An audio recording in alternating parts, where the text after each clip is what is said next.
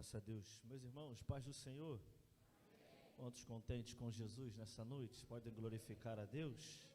Quantos sentem sua presença neste lugar e têm motivos, assim como eu, para exaltar o nome do Senhor? A minha palavra de gratidão ao nosso Deus por estar junto com os amados nessa noite, retornando a esta casa, podendo assim cultuar ao nosso Deus, né? É um prazer poder estar reunido, cultuando e louvando ao Senhor. E aquele que habita no meio dos louvores, e a sua presença tem sido notória e real no nosso meio, amém? Quero louvar a Deus pela sua vida do pastor Carlos, mais uma vez nos cedendo esta tribuna, sua igreja, confiando a nós para a ministração da palavra. Cada irmão que festeja a orquestra, ministério de louvor, coisa linda de se ver. A presença de Deus é muito forte na vida de vocês. Que Deus possa continuar abençoando. Raquel, minha amiga, pelo convite, seu esposo, toda a sua família, que a boa mão do Senhor continue abençoando sua casa. E assim também estendo a minha gratidão a todo o ministério, todos os obreiros e toda a igreja de Anchieta. Amém? Eu tenho uma palavra de Deus para os nossos corações. Está no tema Apocalipse capítulo 1. Vamos ler a partir do versículo 4. Já fomos apresentados, mas eu faço acompanhado da minha esposa, Maiara. As pequenininhas hoje a gente deixou, né, lá com a avó, a mais velha está cultuando lá na congregação de Honório. Depois vão deixá-la lá. E hoje viemos apenas nós dois aqui glorificando a Deus. Eu sei que se ninguém der glória, ela vai dar glória dali, né? Andar sozinha é ruim por isso, né, irmão? Apocalipse capítulo 1, a partir do versículo 4, vamos ler até o tema proposto, que é o versículo 8. Quem achou, diga eu achei.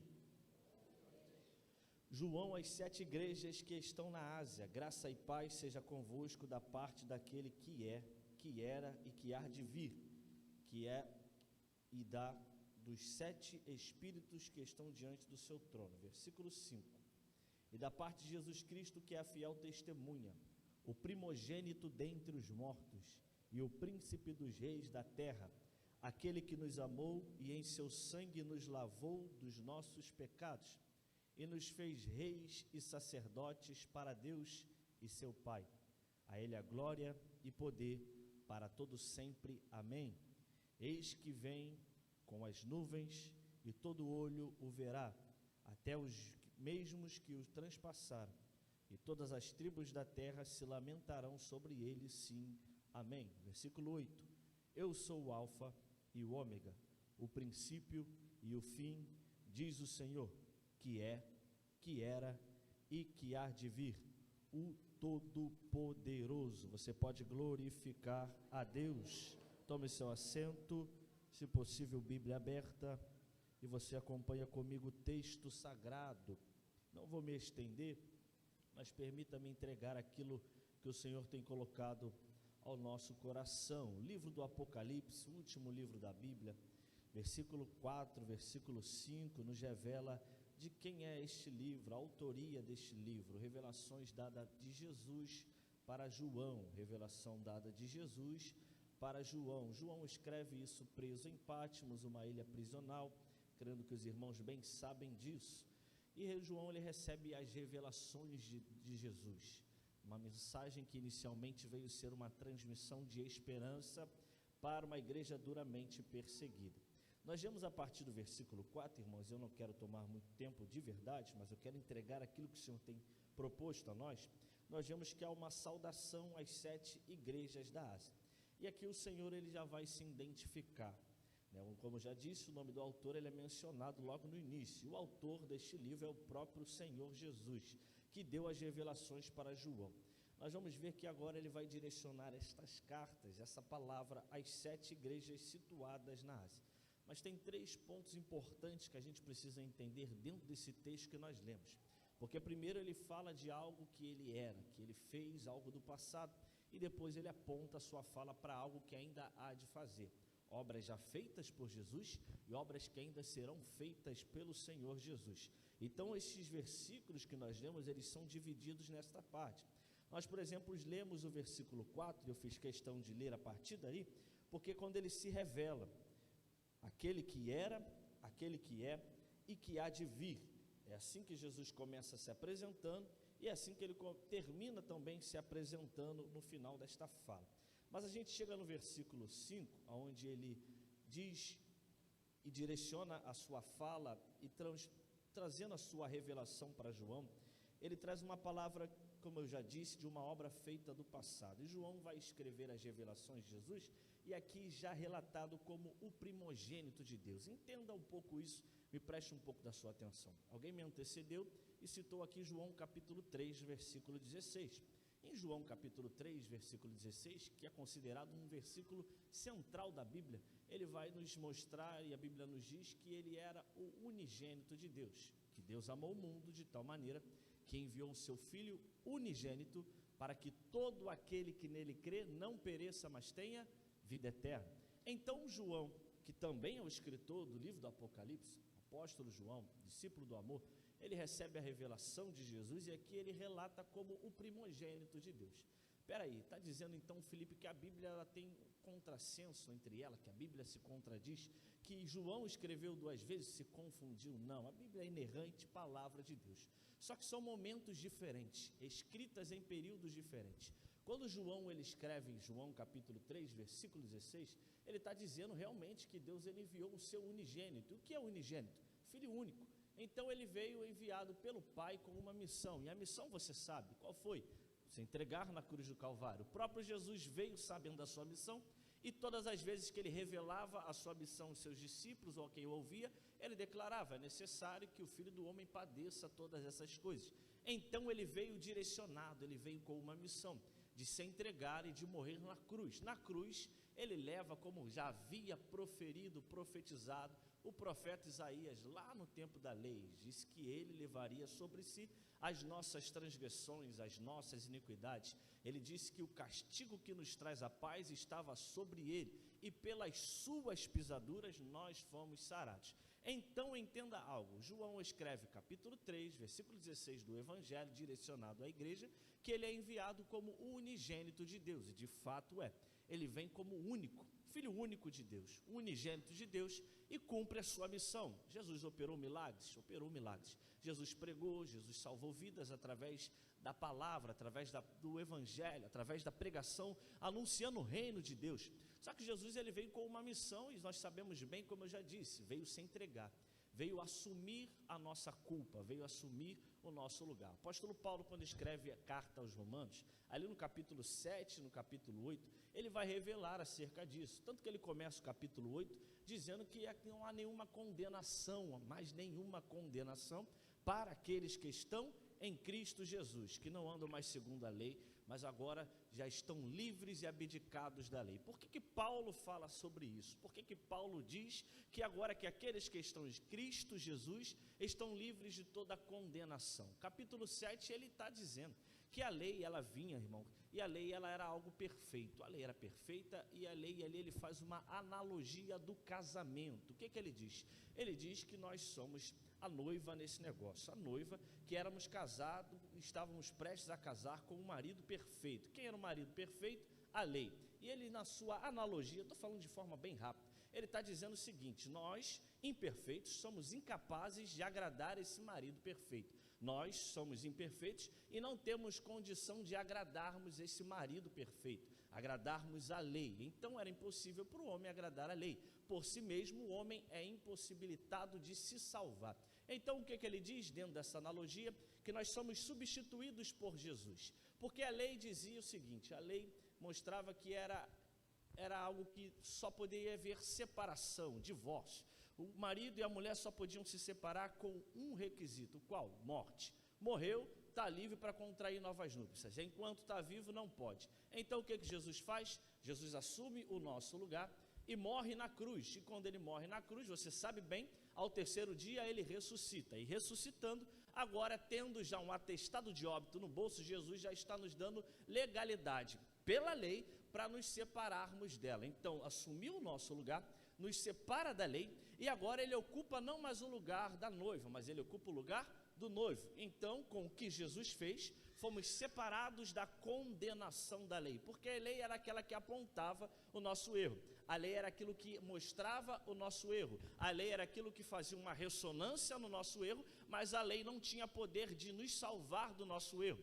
Então Jesus ocupa o nosso lugar, morre no nosso lugar, ressuscita, e quando ele morre no nosso lugar, ele está assumindo essa culpa, e agora, pela sua morte, fomos livres da lei e do pecado. Por isso que Romanos 8 começa dizendo que agora não há mais nenhuma condenação para aqueles que estão em Cristo Jesus, ou seja, reconhecem Jesus como Salvador da sua vida. E aqueles que reconhecem Jesus como Salvador da sua vida estão livres da lei.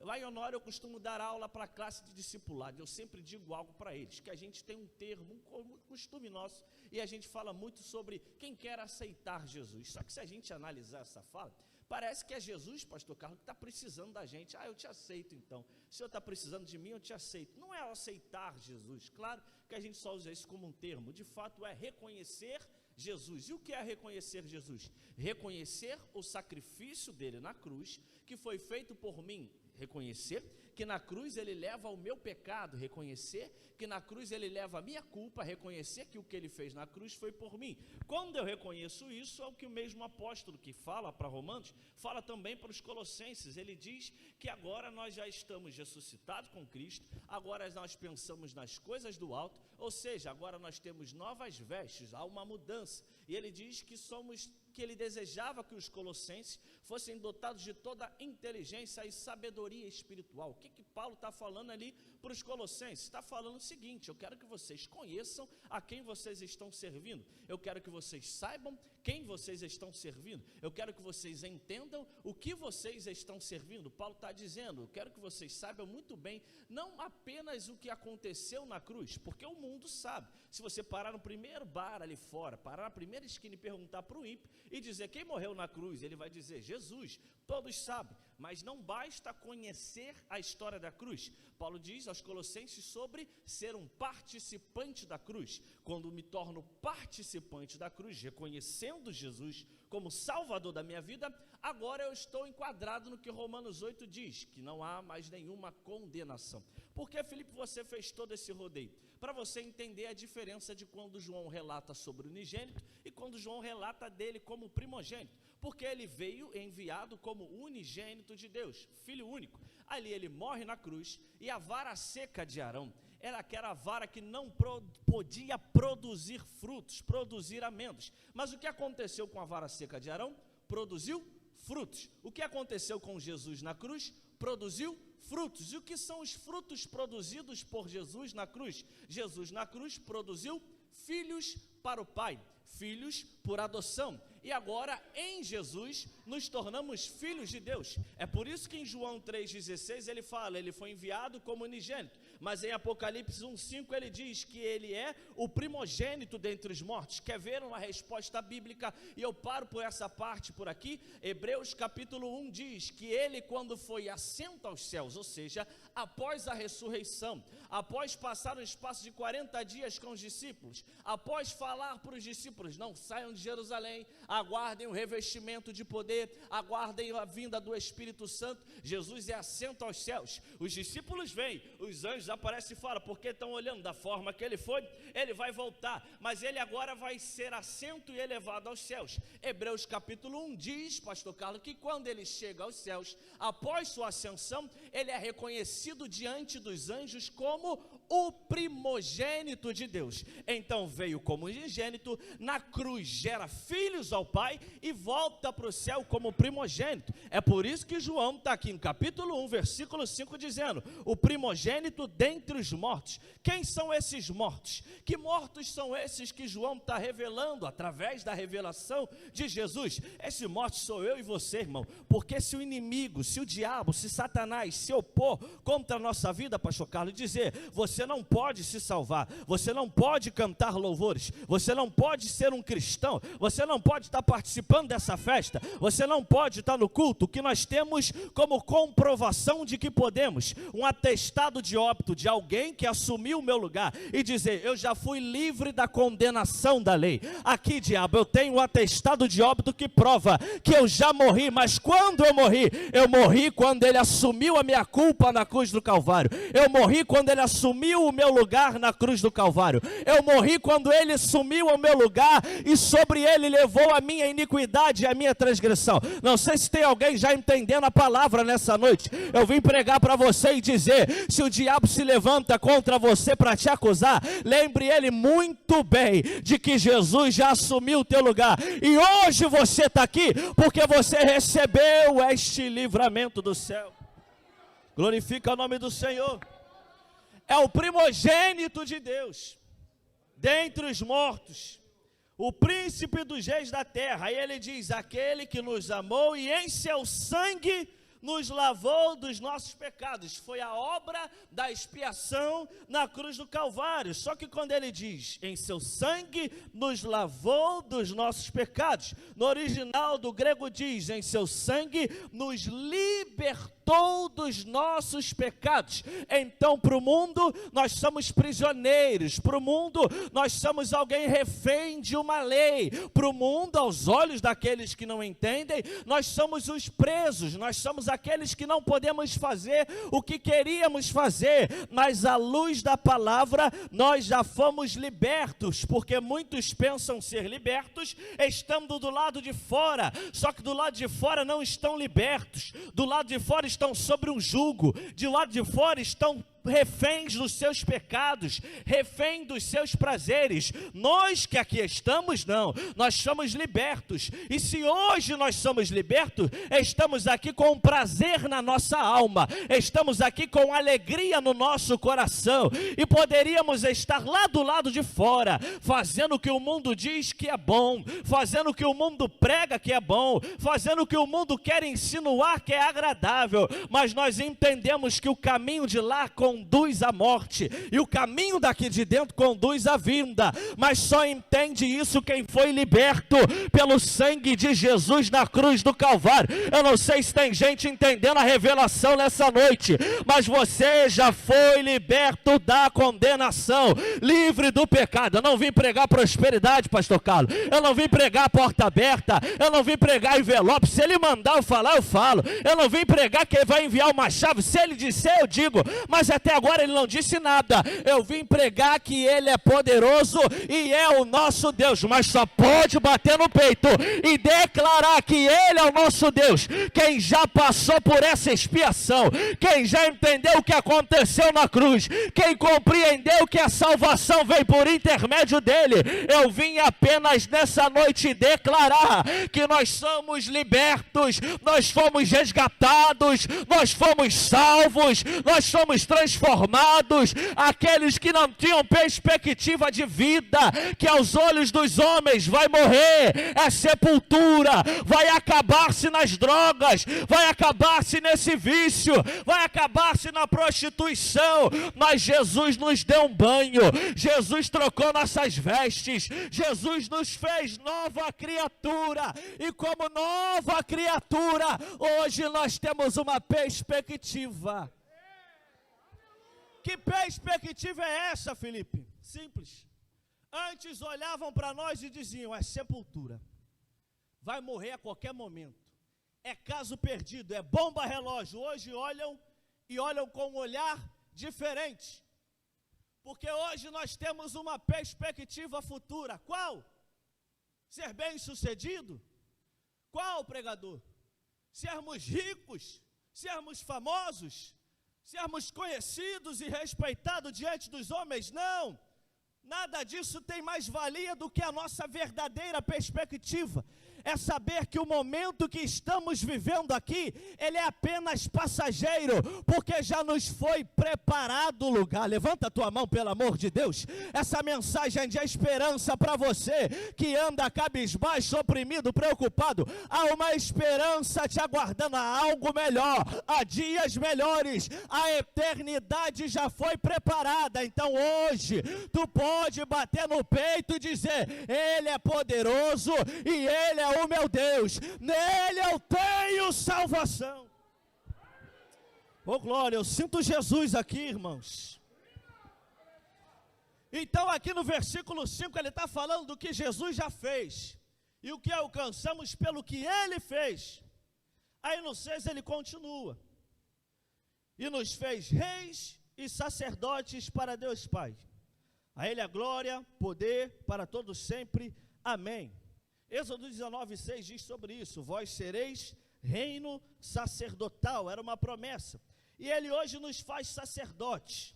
E como sacerdotes devemos oferecer continuamente sacrifícios de louvor a Deus. Na lei o sacerdote sacrificava animais. Na lei somente o sacerdote podia ter acesso ao Santo dos Santos. Somente o sumo sacerdote, uma vez por ano, acessava aquilo que era a presença de Deus. Jesus na cruz, e quando morre, quando ele vai ressuscitar na cruz, diz a Bíblia que o véu se rasgou de cima a baixo, o véu do templo se rasgou, e aquilo que antes era acesso exclusivo, agora é acessível para nós. Ele nos faz sacerdotes em sua presença, ou seja, Ele nos dá livre acesso ao Santo dos Santos. Por que você entrou aqui e sentiu a presença de Deus? Por que você participa desse culto e sente a presença de Deus? Por que quando você canta, cultua, louva, oferece sacrifício de louvor para Deus, a presença dele se manifesta? Porque você já tem um acesso livre a essa presença.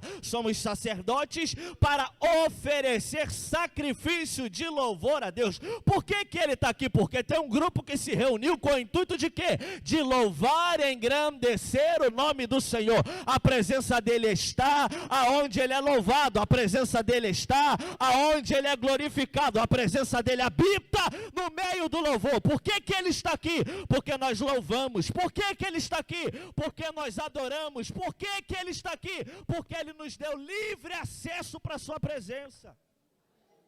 Deixa eu correr. Aí a gente vê agora o versículo 7, que muda o sentido. Antes ele falou do que aconteceu, da obra, Bruno, já feita. Agora ele vai falar do que está por vir. No 7 ele diz: e eis que vem com as nuvens, e todo olho o verá, até os mesmos que transpassaram das tribos da terra se lamentarão sobre ele. Sim, amém. Aqui ele está falando de algo futuro. Aqui ele está dizendo acerca do que vai acontecer. Agora ele está apontando para a obra de Jesus que ainda não se cumpriu, o arrebatamento da igreja, a volta de Jesus, as últimas coisas. Ele aponta para o futuro. Aí chega no versículo 8, que é uma proclamação. E mais uma vez ele se revela. E ele diz: eu sou o alfa e o ômega, o princípio e o fim, diz o Senhor. Alfa e ômega, primeira e última letra do alfabeto grego. O que Jesus está se revelando aqui como princípio e fim? Como alfa e como ômega. O que esse versículo de número 8 de capítulo 1 de Apocalipse quer nos dizer? Ele quer nos mostrar que Jesus, ele é o começo de todas as coisas, mas ele também é o final de todas as coisas. Aqui nós vamos ver dentro do versículo 8, dois atributos que são chamados de atributos incomunicáveis de Deus. O primeiro é a eternidade. A eternidade é algo que só Deus possui. A eternidade é algo que só Deus existe. O Bruno está ali, a gente fez seminário junto, talvez ele vai lembrar daquela aula, que o pastor falou o seguinte: Deus não existe, atribulou um montão. Aí ele falou: Deus coexiste. Porque se ele existe hoje, amanhã ele pode não existir mais. Aquilo que existe hoje, amanhã pode não mais existir. Mas ele coexiste, ele é desde a eternidade. Ele é o alfa, ele é o ômega. Ele estava antes de tudo, está durante tudo e estará também quando tudo se acabar. Ele se revela como a eternidade, isso é um atributo exclusivo dele. Somente ele é eterno. Aí outro atributo dentro desse versículo que ele revela, está mais na cara. Aquele que era, que há de vir, o Todo-Poderoso. Aqui ele fala da onipotência de Deus. Aqui ele revela-se como Deus Todo-Poderoso. Aquele que tem todo o poder, detentor de todo o poder, detentor de toda a glória, detentor de toda a força, aquele que não há impossibilidades para ele. Então Jesus está se revelando para as 7 igrejas da Ásia como aquele que é eterno e como aquele que é todo-poderoso. Aí ele agora vai dizer para João escrever para as 7 igrejas. Fique tranquilo que eu não vou esmiuçar as 7 igrejas, senão a gente vira vigília. Mas para as 7 igrejas eles fazem sua apresentação. Para cada igreja, dentro do seu problema, da sua condição, ele se revela de uma forma. Mas a revelação geral do Cristo para as 7 igrejas é essa. Ele é o eterno e o todo-poderoso. Ele é o eterno e aquele que tem todo o poder. Ele é o eterno e é o onipotente. Aí ele vai escrever as 7 igrejas.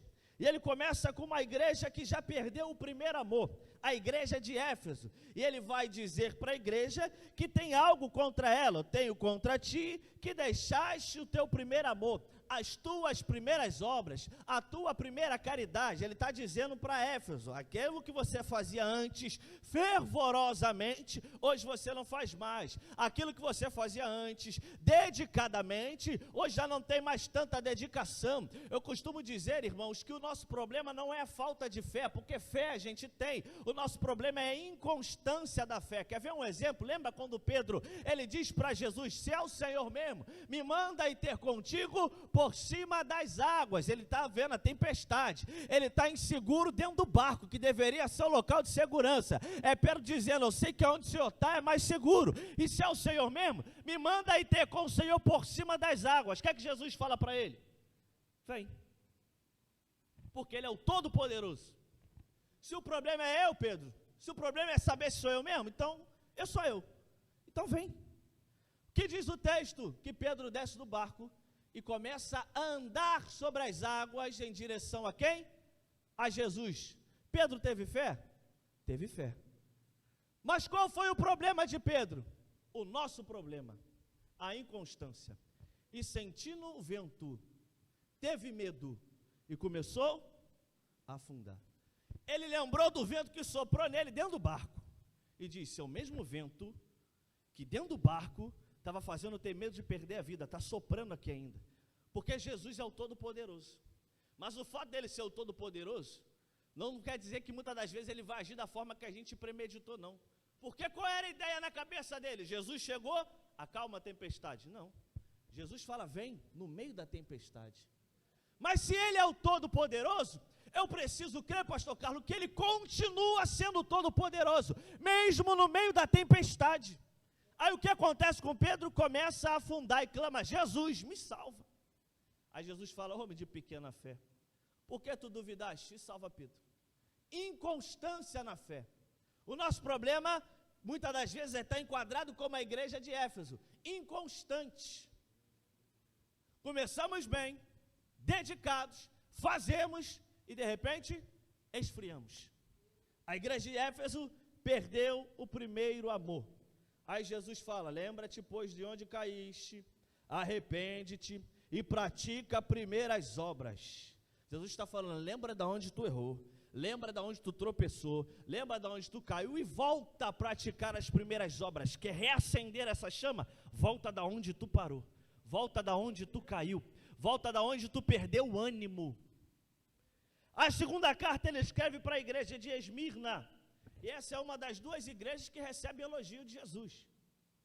A Esmirna era uma igreja materialmente pobre, aquela igreja que todo mundo olhava e chamava ela de pobre, porque de fato era. Mas Jesus, quando fala para eles, fala, eu conheço a tua pobreza, eu sei que tu é pobre, mas diante dos meus olhos, tu é rico. Que contrassenso é esse? Que loucura é essa, pastores? Que Jesus está olhando para uma igreja pobre e diz, mas tu é rico, pobre material, mas no que diz espiritual, ela é rica.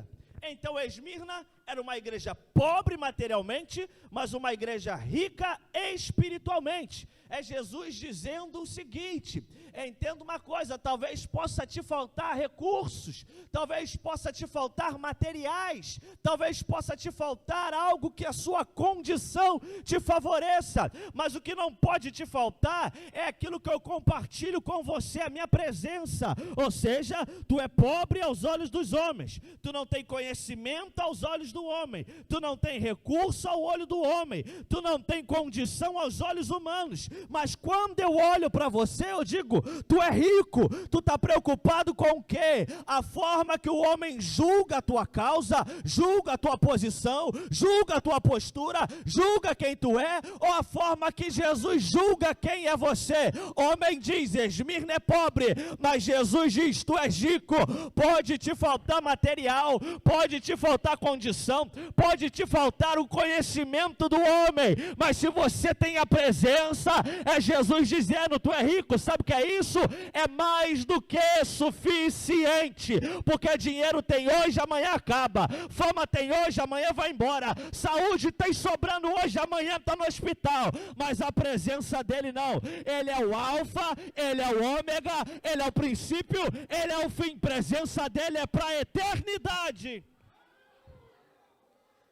Terceira carta, ele direciona a igreja de Pérgamo. Essa igreja é aquela igreja que tinha problema doutrinário, irmão. Ou igreja com problema doutrinário bíblico, problema bíblico, uma igreja cheia de erros, uma igreja que não tem discernimento. É aquela pessoa que muitas das vezes sabe até o que é para ser feito, mas se equivoca, faz errado. Essa é a igreja de Pérgamo. Aí Jesus fala para eles que eles precisam corrigir a esses erros. A quarta igreja é a igreja de Tiatira. Era uma igreja imoral, uma igreja idólatra. E a Bíblia nos diz que a idolatria é como trair a Deus. A idolatria é como um adultério com Deus. Quando eu idolatro, é que eu estou colocando algo à frente de Deus. E cuidado, porque Satanás mudou as estratégias. Ele sabe muito bem que se botar uma imagem de escultura, tu não vai idolatrar. Tu sabe que é isso. Tu sabe que não deve adorar outra imagem. Tu sabe bem que não deve adorar escultura. Mas Satanás muda as estratégias. E o que a gente vê acontecendo hoje é o quê? Idolatria.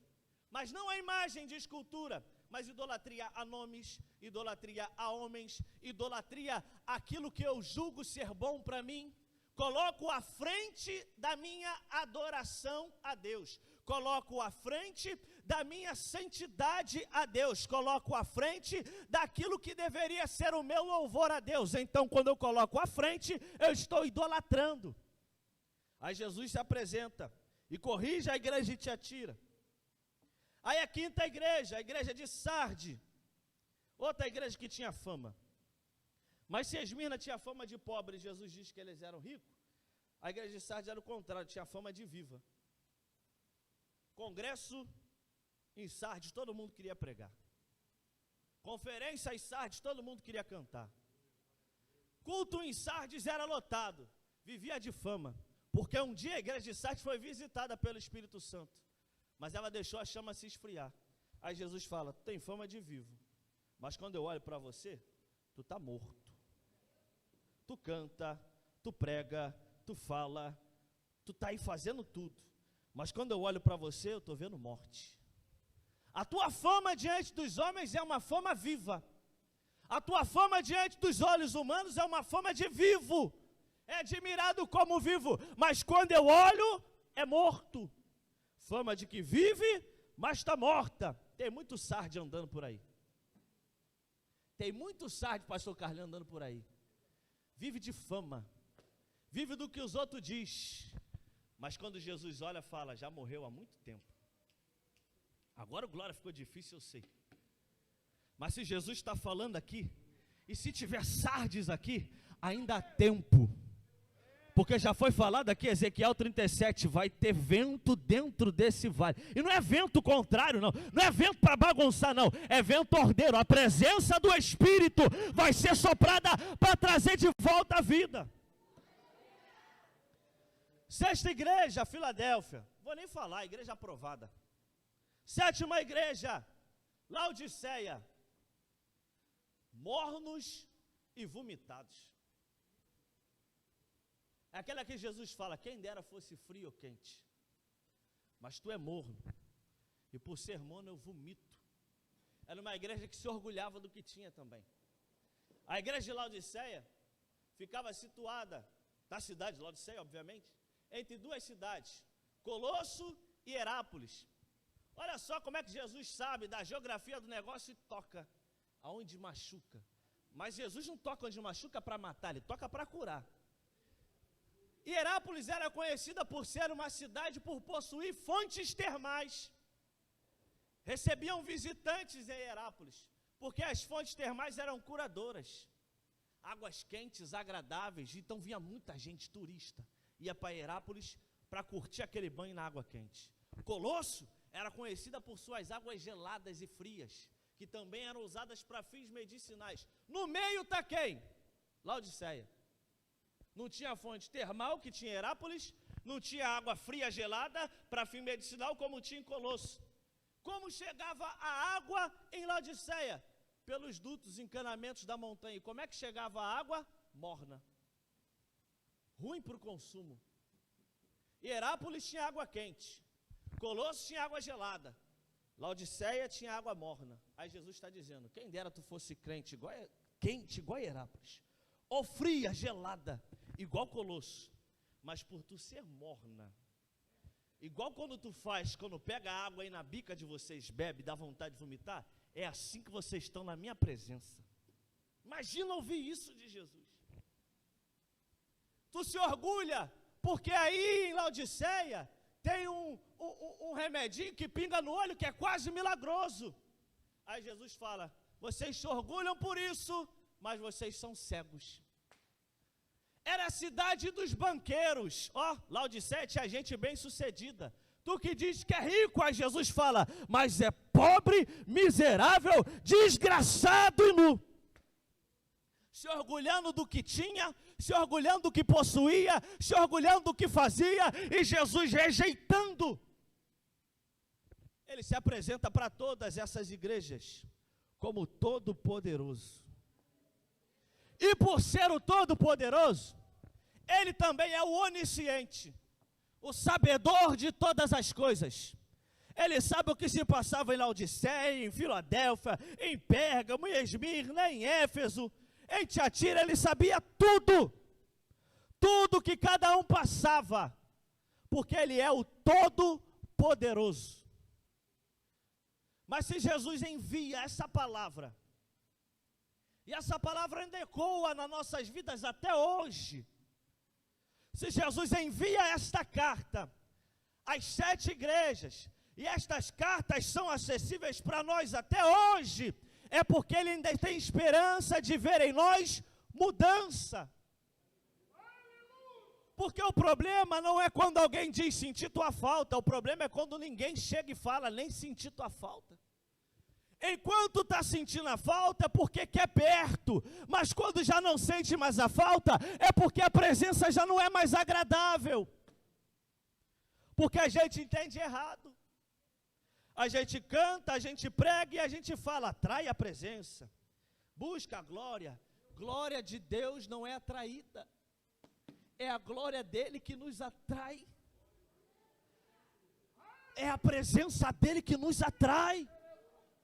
Jesus, quando falou, ele disse, quando eu me levantar, atrairei todos para mim. Presença de Deus não é atraída, a glória de Deus não é atraída, é a glória que nos atrai. É Ele quem nos chama. Por que tu está aqui hoje? Por que você está aqui hoje? Porque um dia você foi alcançado, um dia você foi resgatado, um dia a glória te atraiu para a presença. Pode ficar de pé, pastor? Fica de pé comigo.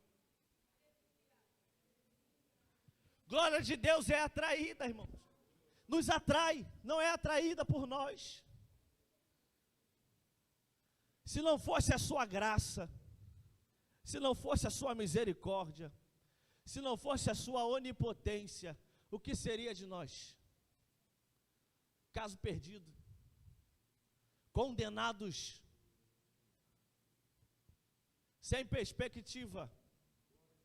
Mas estamos aqui hoje para declarar que Ele é o nosso Deus, e que Ele é o Todo-Poderoso. Isso tem de ser mais do que suficiente para a igreja adorar.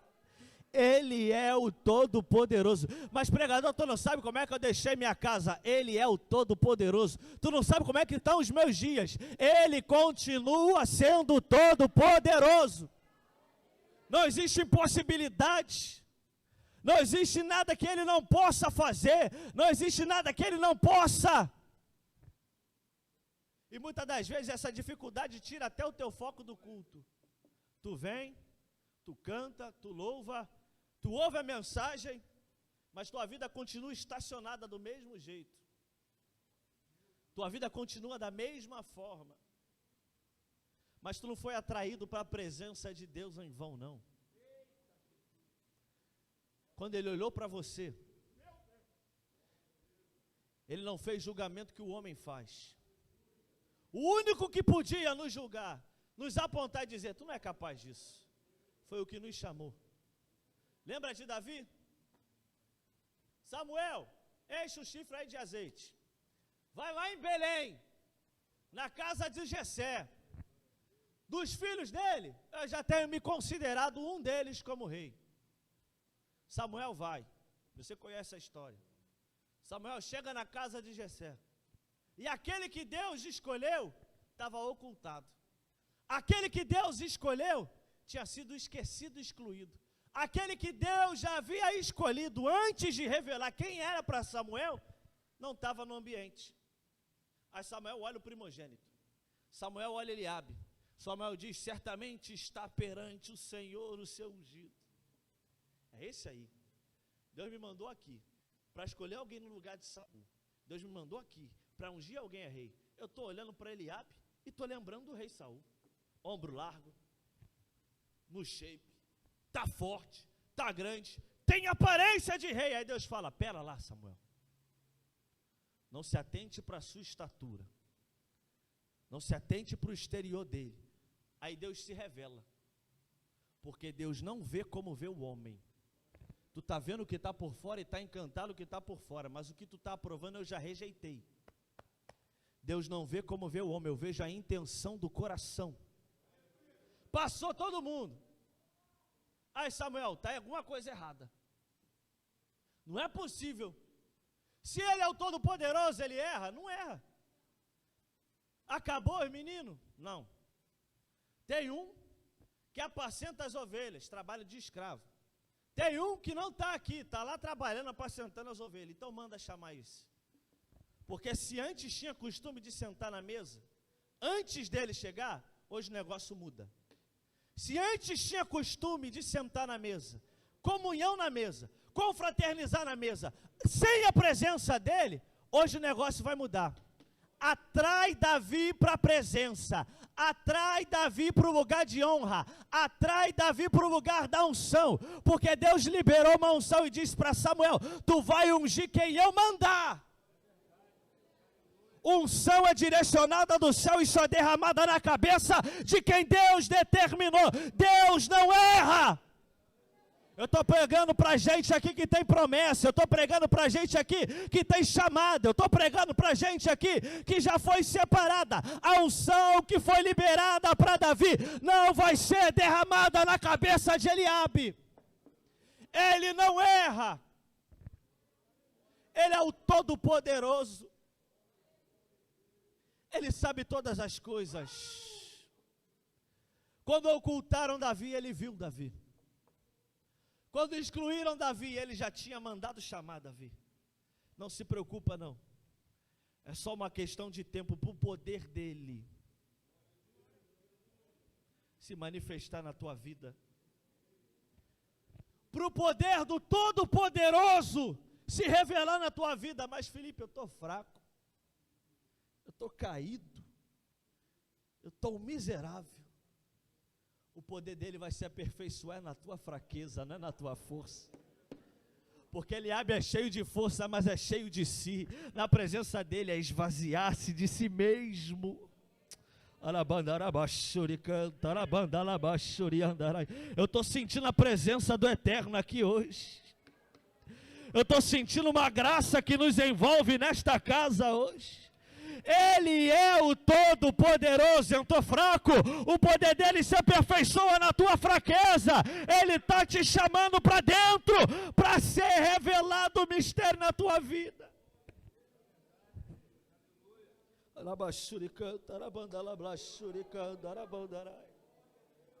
Eu estou sentindo a presença de Jesus aqui. Eu estou sentindo a presença do Eterno aqui. É uma graça que está envolvendo a igreja hoje. Ele é o Todo-Poderoso. Ele só precisa liberar uma palavra. Basta uma palavra para que aconteça e tudo volte ao seu devido lugar. Ei, não importa como está a tua vida, não. Ele é o Todo-Poderoso. Não importa como está a tua casa, não. Ele tem todo o poder. Aleluia. Será que tem alguém sentindo essa graça que eu sinto aqui? Levanta a tua mão para o céu, pelo amor de Deus. É uma graça que está envolvendo esta casa hoje. Meu Deus. Aleluia. Aleluia. Fecha teus olhos, fecha.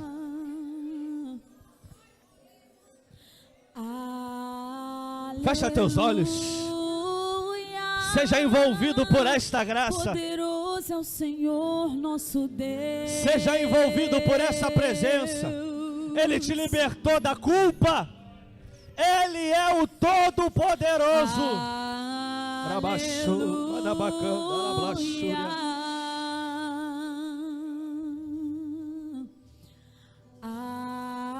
Aleluia. Oh Jesus.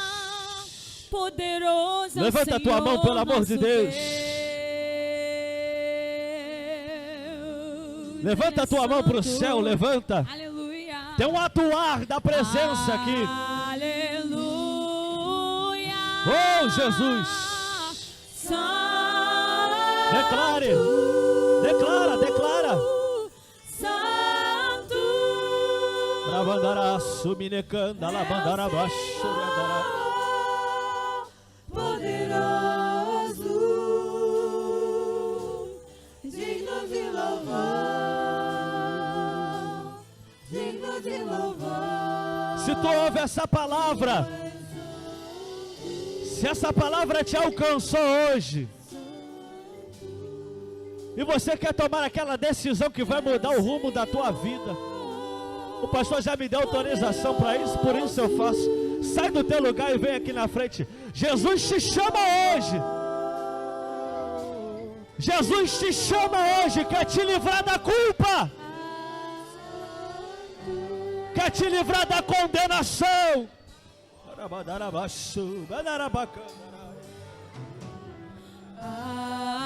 Aleluia. Oh, aleluia. Aleluia. Salva a vida, Jesus. Aleluia. Poderoso é o Senhor nosso Deus. Meu Deus. Tu és poderoso, Deus. Aleluia. Declara, declara.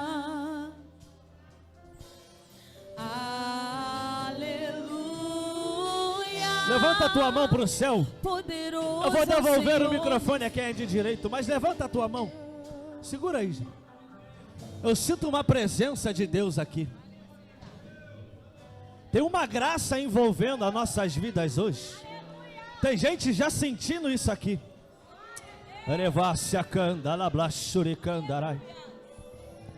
O poder dele vai se manifestar hoje. Há uma porção sendo derramada do céu para nossas vidas. Sustenta a tua mão lá no alto, você pode?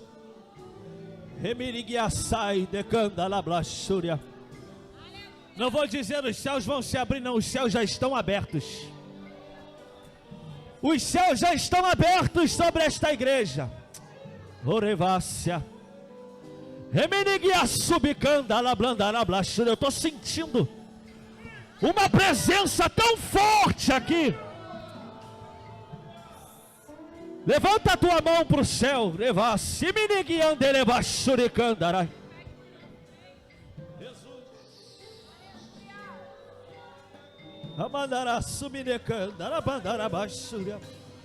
Tem um varão de autoridade passeando no meio dessa igreja.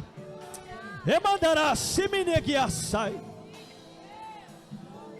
Remandará blaxuriandecandará blaçúria. Demônios estão caindo por terra. O nome dele está sendo glorificado através do livramento. A tua mão lá em cima. Remandará blaçuminecandara blaçúria. Recebe o que o céu derrama hoje. Recebe o que os céus estão derramando hoje. Recebe esta graça que é derramada neste lugar. Tem renovo de Deus para a tua vida. Tem renovo de Deus chegando para a tua casa.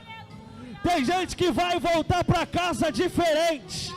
O cenário pode ainda não ter mudado lá, mas hoje você vai chegar diferente. Recebe autoridade. Recebe discernimento. Recebe sabedoria, diz o Senhor. E fecha a tua mão. Que presença é essa? Eu estou sentindo uma presença tão forte, pastor Carlinhos. Eu estou sentindo uma graça tão forte aqui.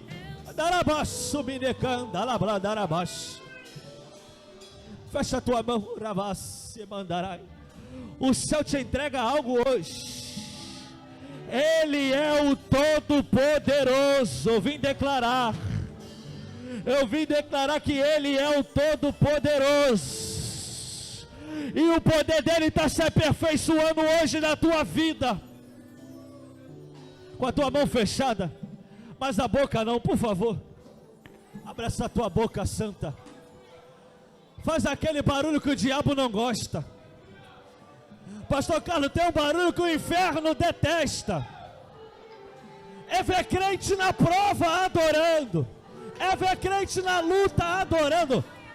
Eu vou te convidar alguns segundos apenas a tu abrir tua boca hoje, a liberar tua adoração para Ele.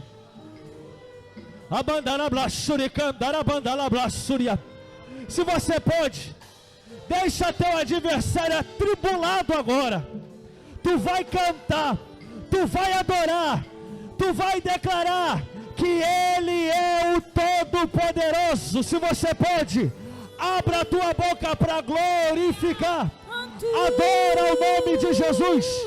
E Deus te abençoe.